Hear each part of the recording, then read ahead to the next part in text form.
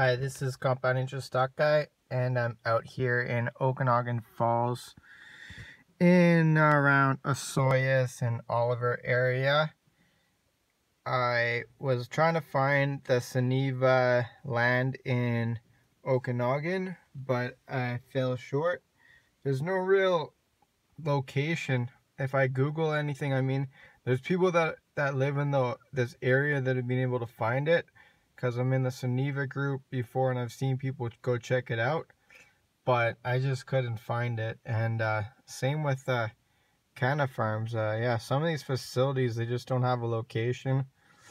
But what I wanted to say, is, well, if you're new to the channel, please subscribe, give me a thumbs up, share the video.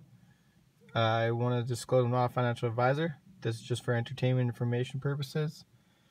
Don't buy or sell based on anything I talk about. Do your own research and due diligence. But what I want to talk about is that it made me think, and gonna summarize what I think Sunniva is doing in their goals and why maybe they didn't go forward. Because I'm hearing that there was a lot of people in the community that didn't want that facility to go ahead.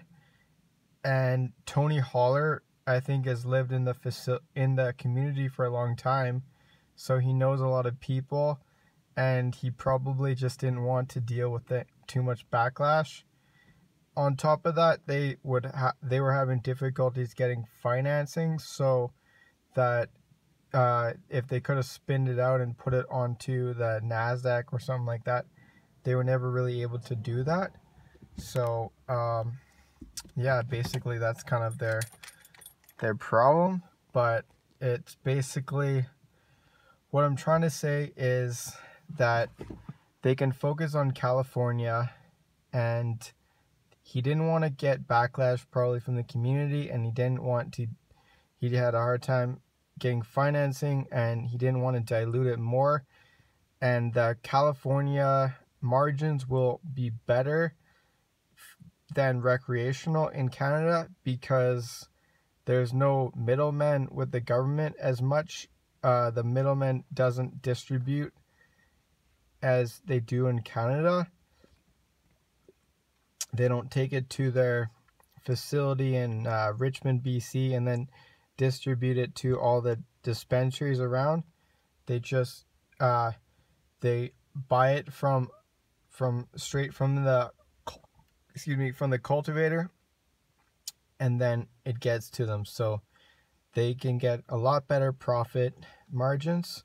But there is a lot of companies, so there is going to be price compression, but if it's really good product, there's not going to be too much price compression for shatter and all that in California. And on top of that, there's a lot of demand for non-pesticide great weed that's licensed in California. So Sunniva is going to be a monster in California. They're going to be the biggest company that I can think of in California. So I'm building my position. I hope maybe it goes down a little further. Maybe the SPY goes back to maybe 290 or 285 before it goes up to 310 or 315 on the SPY, and that's going to pull the market up. And then I think maybe in the fall, maybe it's going to crash, but there might be some good buying opportunities in the next week or so for companies that you really enjoy, that you think are valuable, and they're going to grow their business, and they're going to become profitable, and they're going to grow revenues, and they're going to get more licenses and all that good stuff. And yeah, so that's what I wanted to say. I wanted to summarize Sunniva. I am not happy that I wasn't able to find the facility, but you know what? That's life, and I'm gonna be around here for a little longer in the area. I set up a campsite. I'm right on this lake, not this lake here, but I'm set up on another lake, which is very nice. and there's a lot of birds, and it's a nice quiet place. But what I want to say is just this I'm summarizing what I think of Sunniva moving forward as a value proposition for California. So apparently it was supposed to be closed a day ago, I think. The deal with that company that was buying their Canadian assets. So I'm interested when that will happen, because the market doesn't like it when things are postponed. So we'll see. They might get hammered next week, but you never know. The market's unpredictable. That's all I got. Compound interest. I'm getting out. So, peace.